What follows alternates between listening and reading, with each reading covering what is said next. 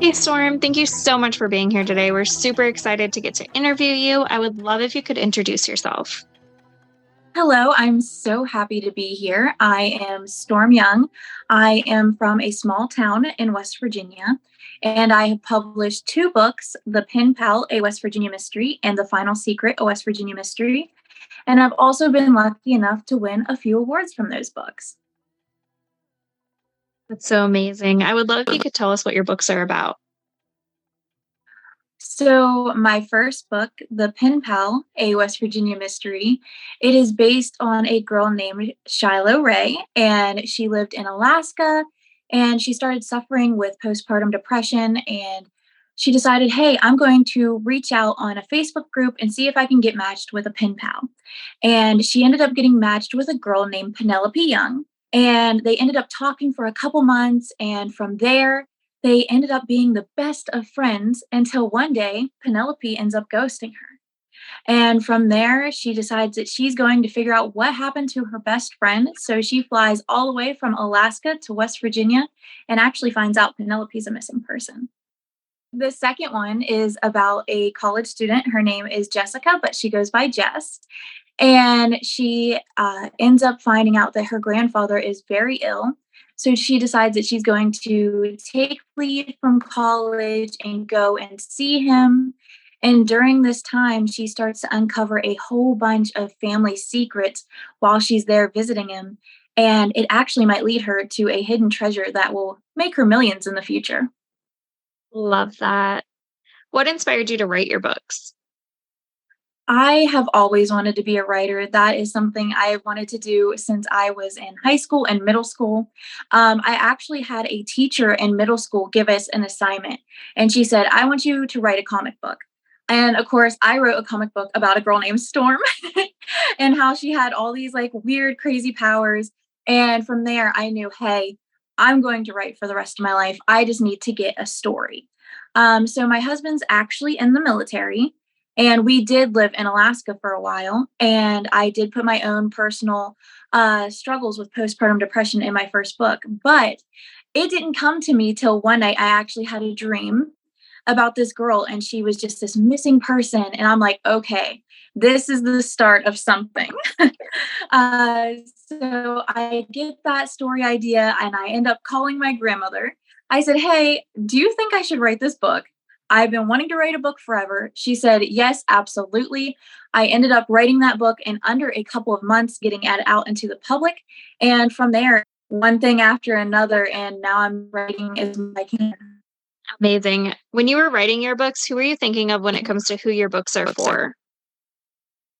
My books are for anybody who loves a good mystery. And I also want people to be able to step back into my hometown. So I like to write based in West Virginia. So I know, the area and the people. And so whenever people read those books, even if they're from other countries, I hope that they can step into my little hometown for just a little bit. Love that. How long have you been writing and what made you really start? So I have been writing since as long as I can remember, even if it wasn't good.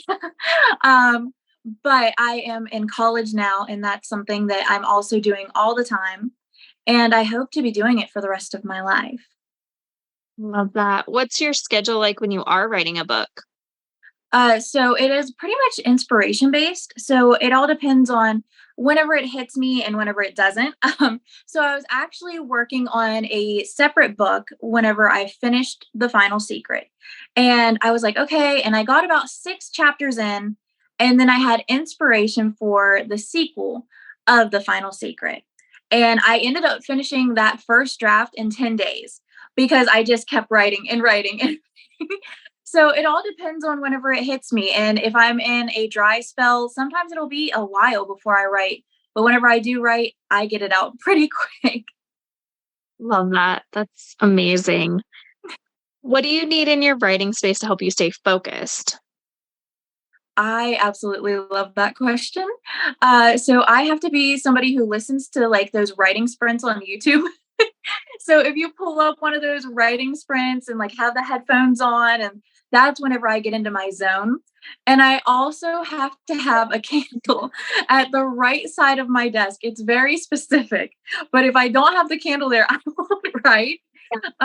So I have to have my candle there, and from there, it's just I get into my zone, but I have to have that music on and that candle lit for it to happen.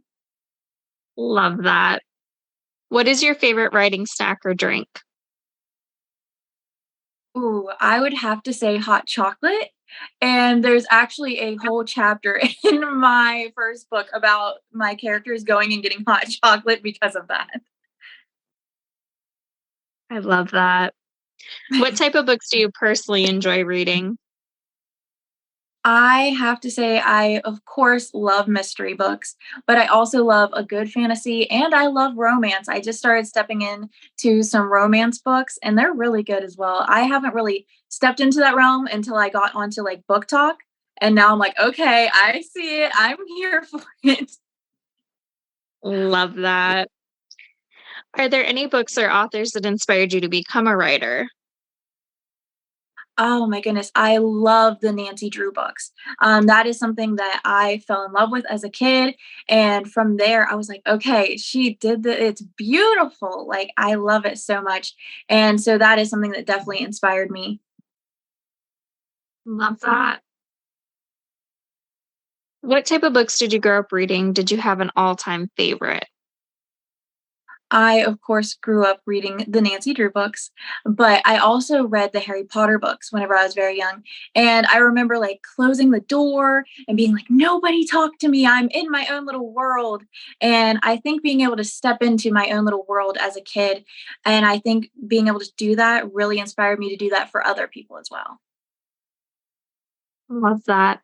On the other side of that, now as an adult, what are your favorite series or authors that you, if some they have something new come out, you automatically grab it?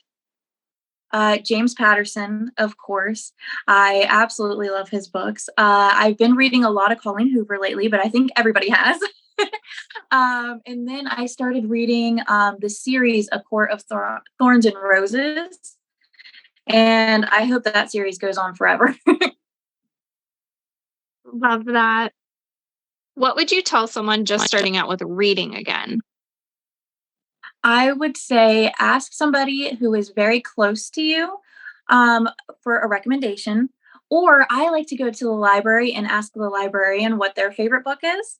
And usually, if you guys have like a similar taste or something like that, they'll get you a good book. Or if you tell them, hey, I like a book with, a little bit of magic or a mystery, they're pretty good at steering you in the right direction. So I definitely recommend doing that. Love that idea.